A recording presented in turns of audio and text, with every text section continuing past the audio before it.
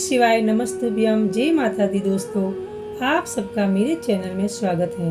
आप लोग जानते हैं कि 14 अगस्त 2023 को सावन अधिक मास महीने की शिवरात्रि आ रही है, जिसका महत्व बहुत बड़ा होता है।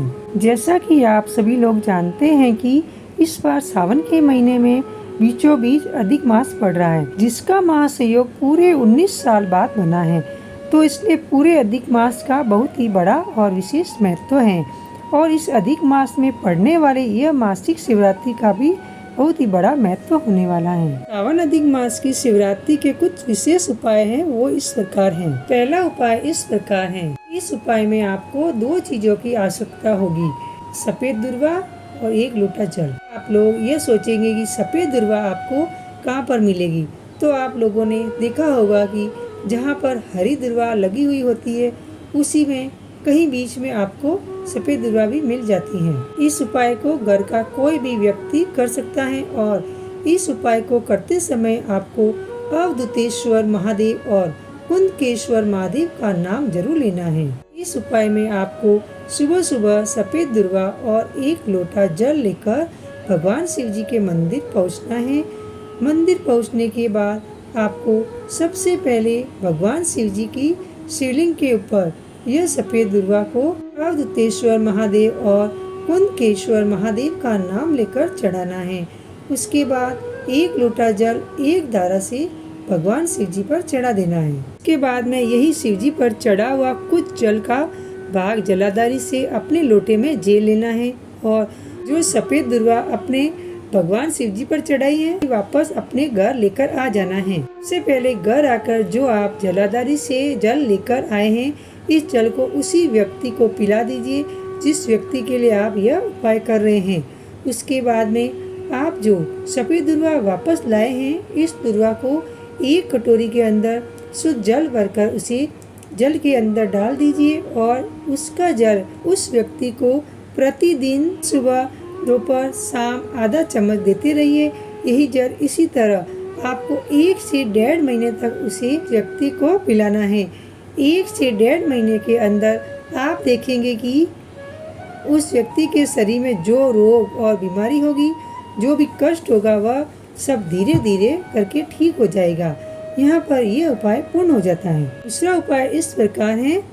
इस उपाय में आपको कुछ सामग्री की आवश्यकता होगी, जो कि आप लोगों को इस उपाय को करने के लिए इकट्ठा करनी है। 108 बेलपत्र, 51 शमी पत्र और 7 कमल के पुष्प। इन तीनों सामग्रियों में से आपको 7 कमल के पुष्पों के ऊपर थोड़ी थोड़ी हल्दी लगानी है।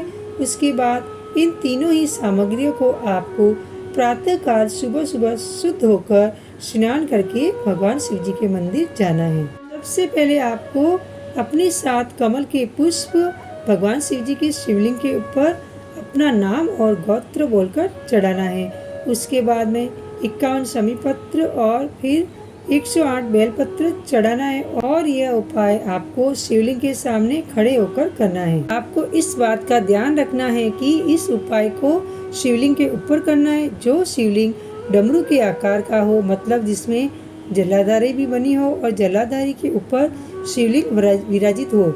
कई सारी शिवलिंग ऐसी होती हैं जो कि जमीन पर ही होती हैं और जहाँ पर आपको ये उपाय नहीं करना है। इस उपाय को करने के बाद मंदिर में बैठकर 15 से 20 मिनट तक शिव नाम का जाप करना है और उसके बाद आपको 108 बेलपत्र और 51 शमी पत्र आपको शिवलिंग के ऊपर से उठाकर अपने घर लाना है। घर लाने के बाद शमी पत्र को एक पात्र के अंदर जल भरकर उसके अंदर रख दो और 108 बेलपत्री का सेवन उसको करना है, जिसके लिए ये उपाय आप कर रहे हैं। उसके बाद धीरे धीरे करके उस व्यक्ति की बीपी, शुगर या उसके व्यक्ति के जीवन में जो कष्ट होगा उसमें सुधार देखने को मिल जाएगा।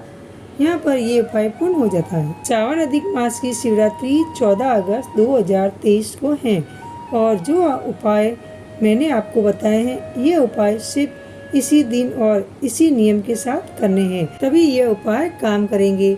इसके अलावा और किसी भी दिन इन उपाय को नहीं करना है।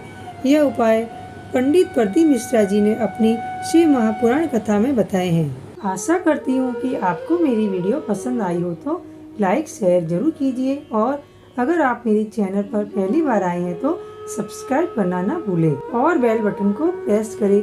इससे क्या होगा कि मैं जो भी नई वीडियो अपलोड करूंगी उसका आपको नोटिफिकेशन मिल जाएगा। तब तक के लिए जय माता दी दोस्तों।